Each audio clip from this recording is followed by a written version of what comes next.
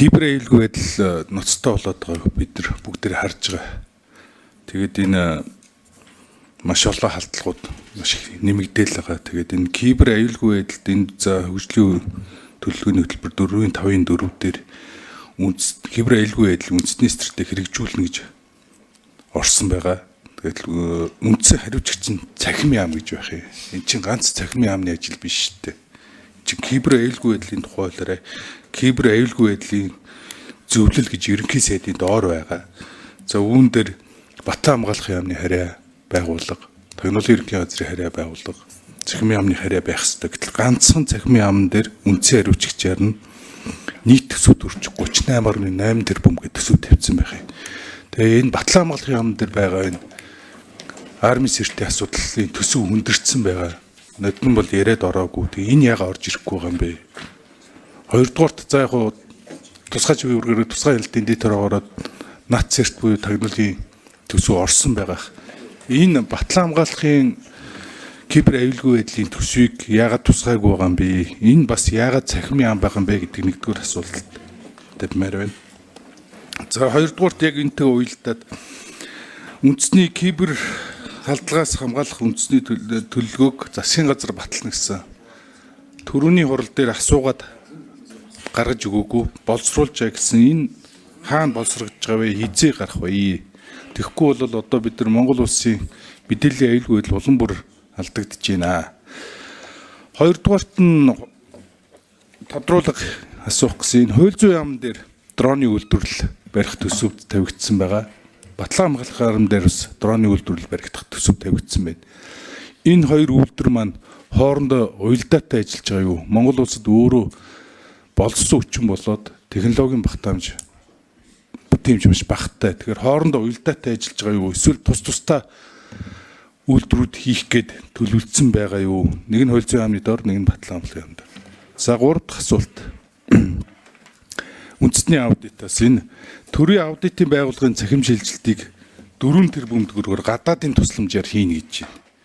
Гэтэл энэ төрийн аудитын байгууллагын мэдээллийн сан бичиг баримтд чинь бол одоо Монгол улсын төрийн бүх байгууллагуудын үйл ажиллагаа санхүү төсөв тооцоотой холбоотой нэг нууцтай мэдээлэл. Гэтэл энийг яагаад гадаадын тусламжаар хийнэ гэж байгаа юм бол гадаадын тусламж гэдэг нь гадны санхүүжилттэй хийх гэж байгаа юм уу? Эсвэл гадны систем авчирч тавих гэж байгаа юм уу? Тэгээд энэ нөгөө аюулгүй байдал нь Монгол улсын одоо хамгийн эмзэг мэдээлэл өндөр нууцтай мэдээллийг ягаад дотоодын биш гадны тусламжаар тэгээ хийх гэж байгаа нь бас ямар учиртай юм бол? За энэ 3 асуултанд хариулт.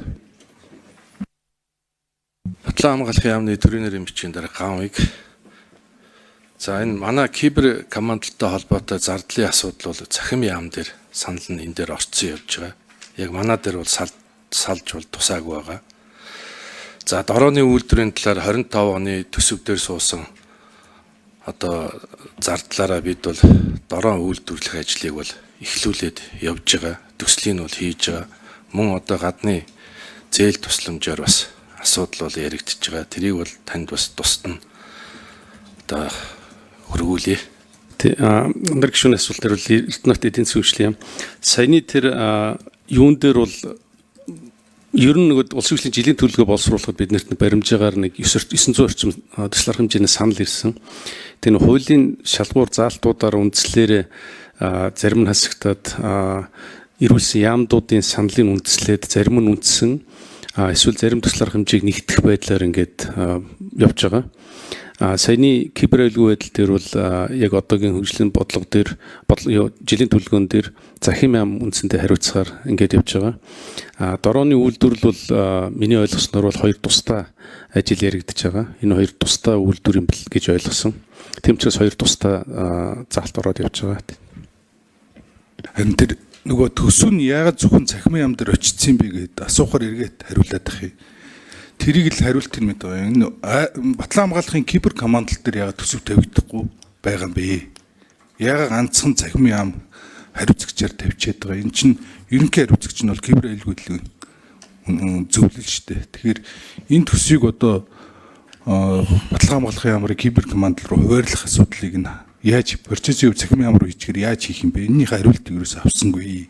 Хоёрдугаарт тусдаа төсөл явж байгааг нь мэдчихэв. Гэхдээ давхарцсан өрөнгө оруулалт хийхгүй болсон хүчний дутагдлын улмаас энэ хоорондынхаа уялдааг хангах ажил хамтарсан ажлын хэсэг гарсан уу гэд асууд. Тэрнээс тусдаагааг нь би хараад уншаал байна л да. За үндэсний аудит байхгүй бол одоо тэрийг нь хариултаа авч чадахгүй.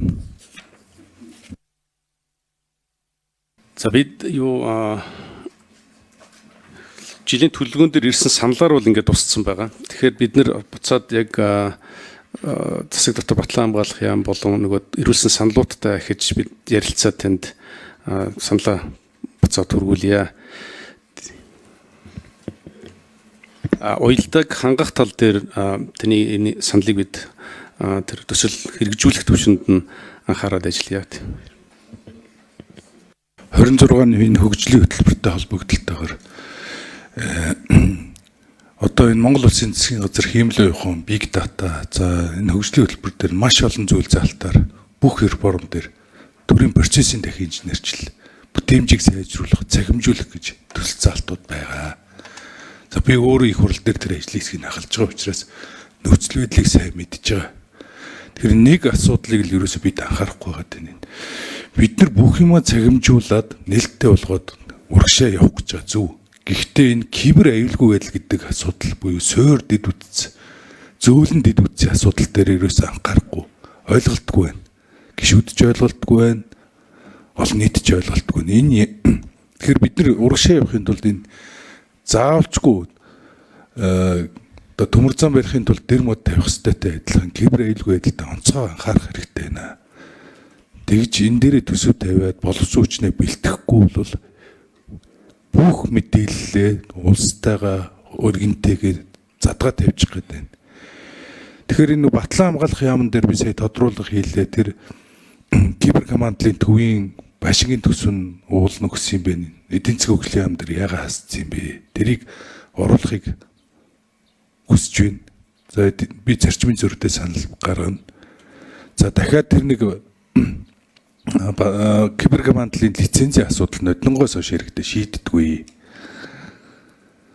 Энэ асуудлаа ер нь эдийн засгийн хөгжлийн яам, сангийн яам маань цаашдаа анхаарахгүй бол бид нар баахан мөнгөөр хийгээд захимжилт хийгээд гэрийнхээ хаалгыг онгорхоор өгч байгаа айлч болох гээд шүү.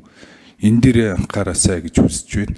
За үүнтэй холбогдуулаад бас банкны орооны даргад бол энэ кибер аюулгүй байдлын тухай хууль одоо шинжлэх шаардлагатай байна. Энэ бүтэц ч гэсэн өнөөдрийн нөхцөл цаг үетэйгээ нийцэхгүй байна. Тэгэхээр энэ дээрээс кибер аюулгүй байдлын талаар үндэсний стратегийг шинжилэн боловсруулах. За энэ хуулийг бас дахин боловсруулах саналтай байна. Банкны даргад энийг одоо яаралтай хийхгүй л бид нар хэцүү байдалд орно шүү гэдэг мэргэжлийн үний зүгээс одоо санаа зовоод хэлж байна. За баярлалаа.